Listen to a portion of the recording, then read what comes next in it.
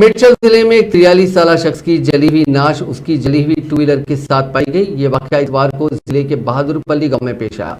इस शख्स की शिनाख्त बलाराम के रहने वाले 43 साला त्रिकेश के तौर पर की गई है। पुलिस के मुताबिक ये शख्स हफ्ते को 8 बजे शब मकान से रवाना हुआ और अपने फोन को उसने फ्लाइट मोड पर डाल दिया। जाए वाक़े से एक बोतल भी बरामद की गई जिसमें पेट्रोल जैसी बू आ रही थी। पुलिस ने कहा कि इतवार की सुबह बाज़ मकामी अफराद ने जली हुई नाश के बारे में उन्हें इत्तला दी, जिसके बाद मुश्तबा मौत का एक मामला दर्ज कर लिया गया। पुलिस ने कहा कि बहादुरपल्ली इलाके में ये नाश पाई गई। इस सिलसिले में केस दर्ज कर लिया गया और नाश को पोस्टमार्टम के लिए भेज दिया गया।